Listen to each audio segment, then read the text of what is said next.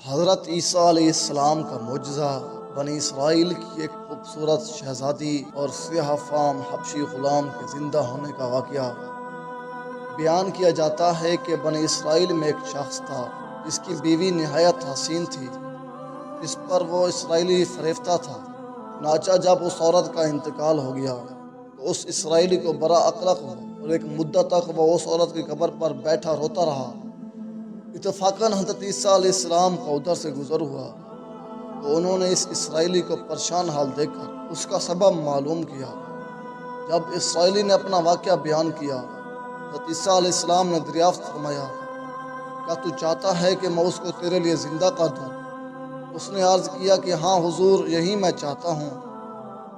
چنانچہ جب حضرت عیسیٰ علیہ السلام نے اس قبر کے مردے کو آواز دی تو قبر سے ایک حبشی غلام، جس کے ناک کے نتنوں، آنکھوں اور جسم کے دوسرے سوراخوں سے آگ کی لپٹیں اٹھ رہی تھیں، حضرت عیسیٰ علیہ السلام کو دیکھتے ہی غلام نے کلمہ پڑھا، لا الہ الا اللہ عیسیٰ روح اللہ۔ اسرائیلی نے یہ دیکھ کر عرض کیا، حضور مجھ سے غلطی ہو گئی، میری بیوی کی قبر تو دوسری ہے۔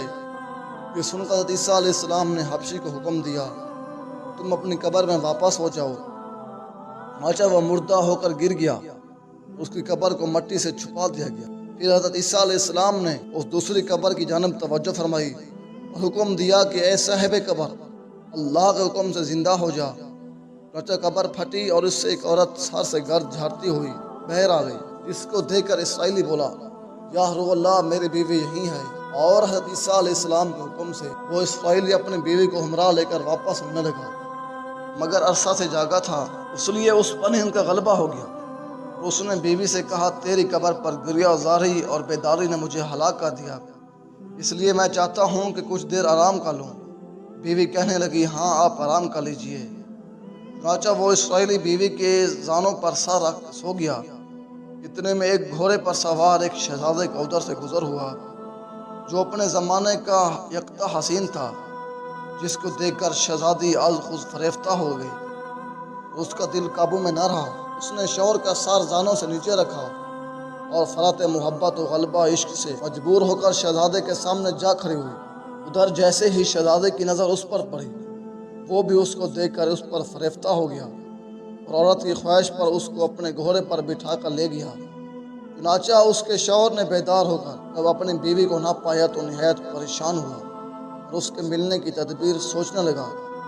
سوچتے سوچتے آخر اس کے قدم کے نشان پر چل کر اپنی بیوی کو تلاش کر لیا، جو شہزادے کے پاس پہنچ چکی تھی۔ اس کو دیکھ کر اسرائیلی نے شہزادے سے عرض کیا، حضور یہ میری بیوی ہے، آپ اس کو چھوڑ دیجئے۔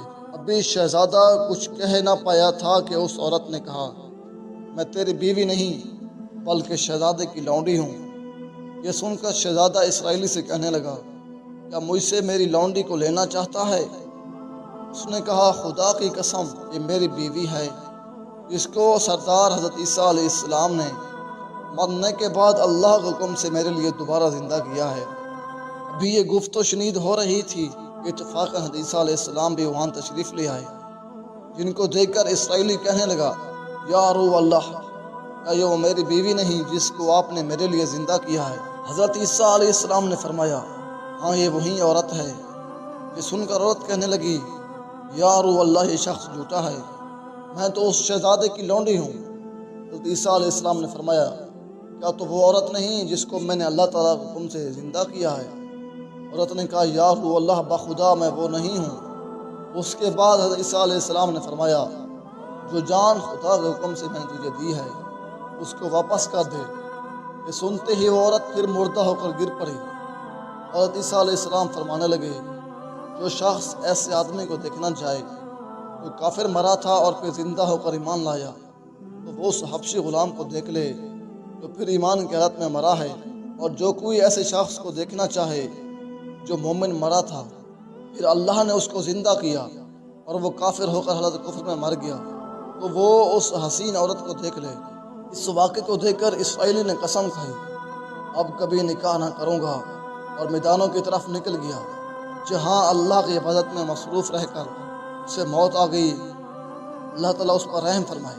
نبی اور رسول کے اقرار و انکار کا نتیجہ اس حکایت سے ظاہر ہوتا ہے۔ اور سبق ملتا ہے کہ کامیابی اپنے نبی صلی اللہ تعالی علیہ وسلم کی اطاعت و محبت سے ہی مل سکتی ہے۔ چنانچہ ہمیں بھی چاہیے کہ ہر حال میں اپنے نبی صلی اللہ تعالی علیہ وسلم کی اطاعت کو سامنے رکھیں، چاہے دل مانے یا نہ مانے، لیکن نبی کریم علیہ الصلوۃ والسلام کے طریقوں کو لازمی اپنایا جائے۔